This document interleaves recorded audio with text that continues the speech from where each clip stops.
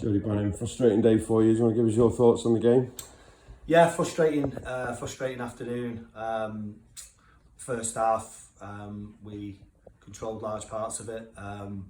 Could have scored a couple of goals. I think we've had three really good efforts on the goal. The keeper's made three really good saves. One of them, I thought he was in. He's tipped it round the post at the very last second. So I still thought we had a couple more gears to go, which we spoke about at half time. I'm really concerned at half time. Was thought we were leaving ourselves too exposed to the counter attack, leaving ourselves 2-on-2 at times, and they looked a little bit of a threat once the ball broke down in their attacking third, in their defensive third. So we spoke about that at half time. We spoke about lifting the energy levels up just another notch again. I just thought we had another couple of gears to go, which I thought we did. First 10-15 minutes that second half, I thought we were really good. Penned them back in, created 2 or 3 good chances again, and then we obviously the sending off just completely and utterly derails us and changes the game.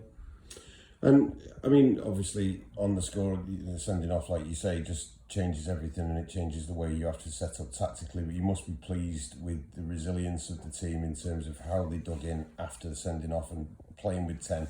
How they still look dangerous. You still look dangerous going forward. Yeah, we did. Obviously, the game reverses then. And to be honest with you, I felt comfortable that they're a team set up to counter attack.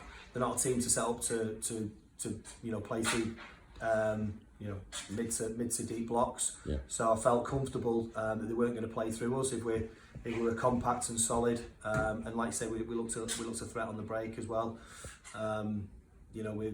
We've shown that resilience in FC United coming back. Obviously Stalybridge last week as well. There's a different mentality within the squad at the minute, and they're all very disappointed. I think, as we said, the sending off has completely changed the complexion of the game. And after watching it back, I think it's a needless challenge from Jack McCourtney. It's overly aggressive for the area of the pitch that the players on. I didn't feel that it warranted that type of aggression. And when you do go in that you're always going to leave yourself open for the referee to make the decision he made. And obviously their lads, the bench jumps up, all their lads get round the referee and stuff, and he's not even touched the lad. That's the real issue for me. He's obviously sent him off for intent potentially, but he's not touched him. So it's disappointing. I think the referee's definitely been led by everybody's reaction. I've seen challenges like that go with a yellow card. So I think the referee wasn't great all game. He let loads of things go in the first half, and then seemed to give them everything in the second half. So it wasn't a great day from him, I thought. But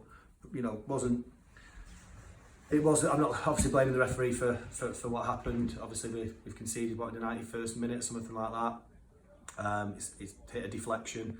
Again, it's one of those goals. It's ended up p-rolling in the bottom corner.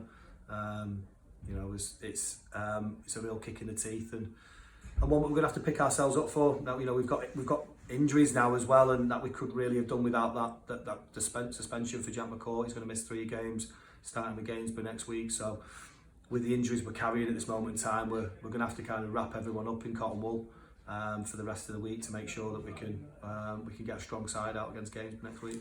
You mentioned injuries. What's the prognosis, early prognosis on Scott Duxbury after him coming off today? He's been carrying that knock since Stalybridge. So he's getting pins and needles in his ankle. It's just a tightness in there. So we're just gonna have to manage his load this week. Make sure he stays off it. He gets. I think he's probably loosening it up more than anything. Carl got into it before the game, but it's tightened up as a game. And he's a big player for us. He's been really good since he's come in. Started the game really well as well. So that was a massive blow, having to make that change so early in the game as well.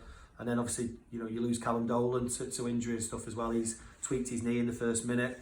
Wasn't himself all first half, to be fair. And then he's carrying it again. 10 minutes into the second half, so we've had to make that change. So not only are we down to 10 men, we've lost 2 of our big players as well in Scott Duxbury and Callum Dolan. I think if Callum's on the pitch and we've got a fit Callum Dolan, when you're playing on the counter attack like we were then, and there's big spaces to run in behind, it'd have been ideal for him. So that was a massive blow. Just nothing's really gone right for us today.